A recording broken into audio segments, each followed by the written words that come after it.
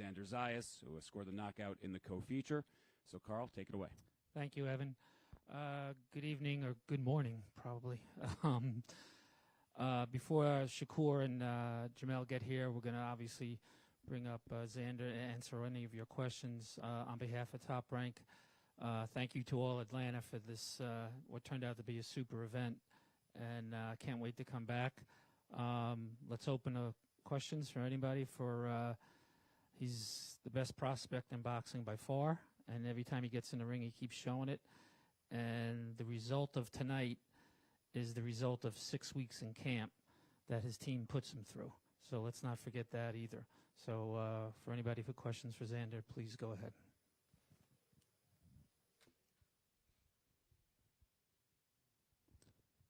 We thought you did a great job, but what do you think about your performance yourself, compared to your last performance? Well, first of all, I want to thank Carl. I want to thank Top Rank, ESPN, the Atlanta crowd. It was amazing to be here. I can't wait to be back. And my performance, I think I showed a lot of improvement. I want to thank my coach, Javier Centeno, my dad, Orlando Garcia. It was six weeks. It was a quick turnaround. But we make all the adjustments. I think I look pretty good. I got to go back and watch it. Probably got hit a couple times, but it's part of the sport. I have fun, and I hope everybody enjoyed it. Hey, Rafael Haynes with the three-point conversion. You talked about improvements. What did you improve on? What did you feel like you improved on? Well, it was a lot to take away from my last fight. So maybe the hand up, the defense was pretty sharp this time around. Cutting my distance, throwing in combinations, the body work. It was a lot to improve, and I hope I did that. I hope everybody was happy. I hope my coaches are happy with my performance, and I can't wait to be back in the ring. That's December 11th at Madison Square Garden. So thank you. You can have some pizza and some plantains this weekend, but December 11th at the Garden. Xander, this is Alden Kodesh from the Fight City. You said after the fight that your goal for 2021 is to be the prospect of the year. Do you have any stretch goals for 2022? Well, right now I'm focused on December 11th. We got today out the way. I'm really happy with my performance. Now I got to put on a show and finish the year strong for 2021, and then I'll sit down with my team in 2022 and set up some more goals. But for now, I'm staying focused on 2021. Congratulations on the win, Xander. Definitely a great job tonight. This is Alan from the Alan and Aaron Sports Talk Radio Show. My question is that I know that you're on the fast track to get up there and get as many fights. Does it ever concern you that the workload might be a little too much in a short period of time? Well, at 19, at 19, I love what I do. I like that Top Rank is keeping me busy. They trust me. They know that I'm performing every time in. So I'm just blessed to be here, and I don't feel that pressure. I love what I do, and I like staying busy and staying focused. Okay. Thank you. Eric Alexander de Liga Combate, nuevamente felicidades, Xander. Te acabas de enterar. Diciembre 11, primera vez en Nueva York. ¿Cómo se siente cerrar un año tan especial en tu carrera, ¿no? Mucha actividad, y vas a tener la oportunidad de hacerlo frente a tu gente en el año en que posiblemente seas el prospecto del año. ¿Qué significa eso para ti? Significa mucho para mí. Va a ser un sueño hecho realidad. Primera vez en Nueva York, cerrando el año. Mi última pelea, ojalá sea 8 asaltos. Súper agradecido de nuevo con Top Rank, con mi equipo de trabajo, con ESPN. Y vamos a cerrar el año fuerte. Vamos a demostrar que me voy a ganar el prospecto del año y que vengo para el futuro y que Puerto Rico, vamos a poner a Puerto Rico en alto. I'd like to thank my team that brings... I'll translate. I'm sorry. Yes, I say, I'd like to thank my team. I want to thank my team, Top Rank, ESPN. Closing out the year in New York is amazing. It's a dream come true. It's something that I wanted, and they're giving me the opportunity, so I'm going to take advantage and finish the year strong. Hey, Xander, how you doing? This is Abraham, NewYorkFights.com. Seemed like the left hook to the body and the up and under early was key to establishing that dominance. Was that something that you worked on and experienced from the experience from the last fight, that you brought that in and maybe did those little tweaks, especially when you're dealing with a bigger fight, bigger guys now? Well, in watching films of Dan, we knew that his elbows were up most of the times, and that he was trying to catch me with those hooks. And so we were just trying to stay low and dig to that body. My corner told me to start doubling up the body shots, and that's when I started breaking him down. And from there, it was just picking my shots and staying calm and staying composed on my combinations.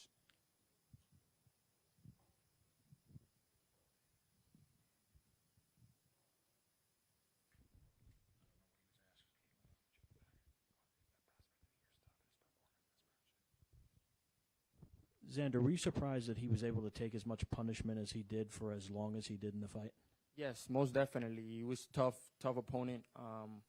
I thought that in the third round the referee was going to stop the fight, but he was here to fight. He was here to put on a show, and I'm just glad that he's healthy and that he's going back to his family, and I'm happy that his corner stopped the fight. It was the right decision to make. But, yes, he was most definitely tough. I know you wanted to make some defensive improvements in this fight as well. What did you think you did maybe to take away his offense by doing that defensively? Well, we knew that he was going to come a lot with that right hand, so we were trying to stay away from that, keeping that left hand up and taking that drop step to my right was key, and keeping my feet active was also key.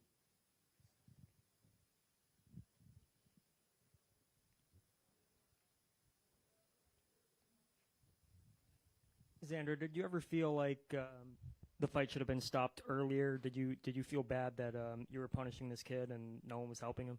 No, I didn't feel bad. It's part of the job. If I was in that position, I think he wouldn't feel bad. But yes, I'm glad that his corner went back and stopped the fight in the fourth round. It was time, but no, I didn't feel bad.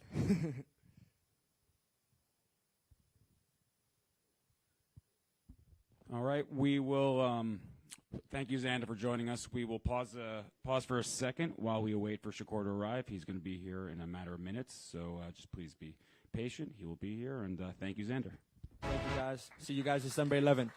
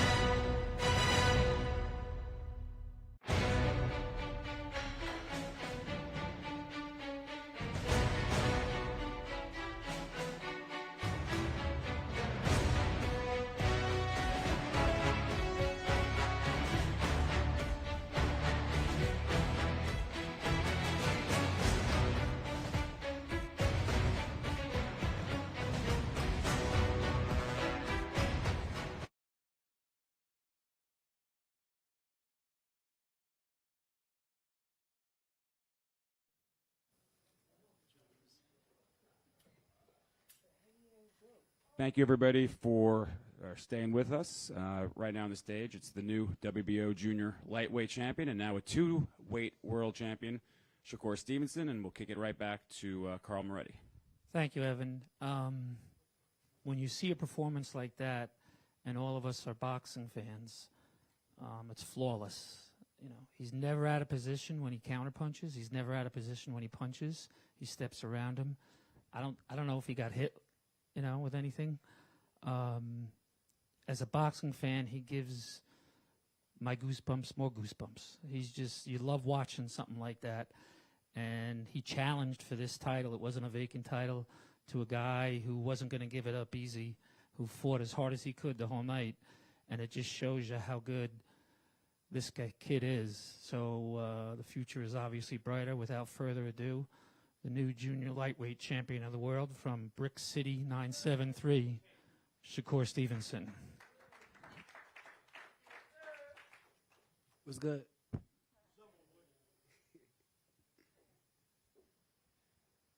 So anybody wants to ask questions, please raise your hand and we'll get to you with the microphone.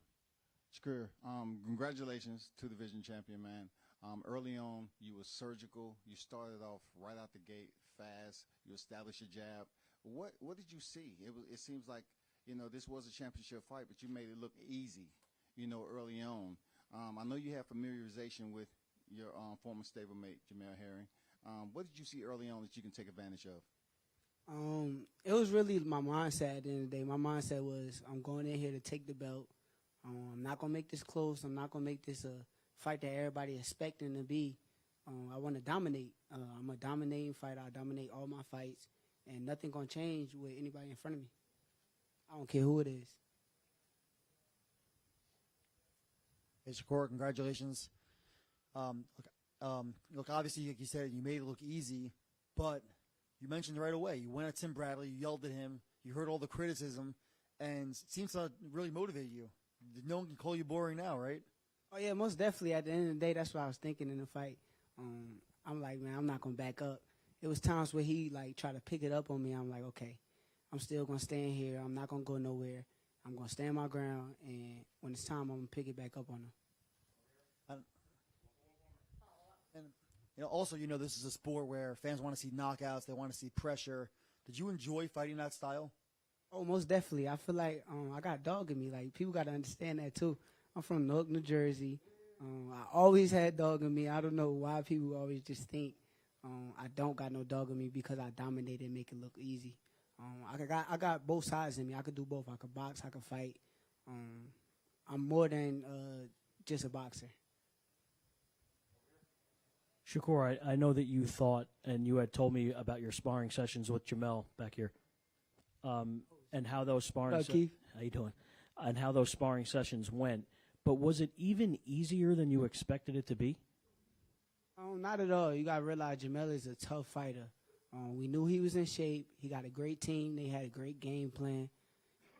I could hear Steve Nelson yelling him stuff all night, but at the end of the day, I'm listening. I'm countering. I'm like, okay.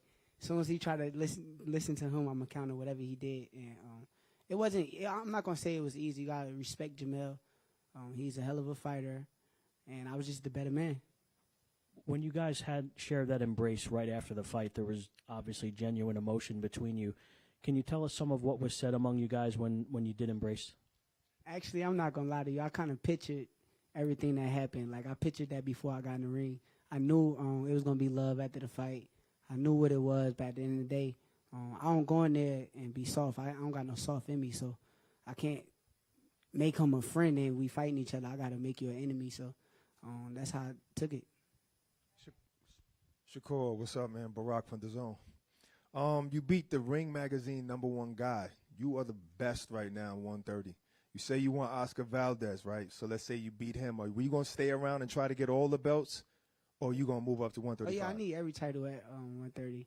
At the end of the day, I need to be undisputed. I saw Tiafimo do it, and I need to happen for me, too. Shakur, you said, you told me personally right here, you told me personally Thursday that this is your coming out party. You felt, you wanted to win this belt. Do you feel like you, I guess, displayed that you really wanted it and showed that hunger? And then also, can you answer this? were you surprised that they stopped the fight when they did? Oh, no. I definitely wasn't surprised. I knew this was my coming out party. I knew once they upped the level on me, I'm going to up the level on them. Like I said, I feel like when I seen the blood, I just smelled blood, and I was going to pick it up, and it was just going to get worse and worse. You seen them hurt. You seen me hitting them with great shots, and they did the right thing. It was going to get bad in there.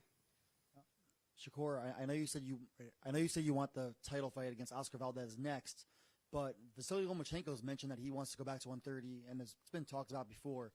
I'd love to see that fight. Do you think that's a fight that could happen that you'd push for? Most definitely. But last time I heard him, he was saying at 135. I've been called his name out several times. When I called out Oscar Valdez on ESPN, I said Lomachenko first. So at the end of the day, I'm down for a fight. I don't duck no action. I'm with everything. I've been in the ring with Lomachenko before. I'm down with that too. And when you survey the landscape, obviously 135 is stacked right now. Some good fighters at 132. What do you think is going to be the big fight for Shakur Stevenson? Big fight. I got to be honest with you. I think all of them guys is really good. Like, it's Devin, T.O., Tank, JoJo, Ryan. It's going to be big fights between all of them, so I can't really pick a specific. But I will say, I feel like me and Tank later on down the line will be an amazing fight. Hey, Shakur, what's going on, man? Congratulations, first and foremost. I want to ask you a two-part question. Did the fight go exactly how you planned it was going to go? And do you think this performance tonight makes Oscar Valdez even more hesitant to accept the fight with you? I think he don't really got no choice, but the fight went exactly how I planned it in my head. I played it in my head a bunch of times before I came to the arena. I slept on it. I knew what I was going to do. But I feel like he ain't going to have no choice at the end of the day. He a Mexican, and them Mexican fans is not going to allow him to keep ducking and dodging. So I got a belt now. I put on a great performance with a top-level champion, and I don't think there's no way out now. Shakur, Danny Alvarez, first and foremost, I want to say congratulations on the win. And I want to say congratulations to you and Lyric, right, baby girl, on the way. Thank you. Congrats. Having spent some time in camp with you and just seeing tonight, talk about the importance of your team and, everybody you keep around you, right? When you're in the gym working out, you have your team, the same team that was here tonight.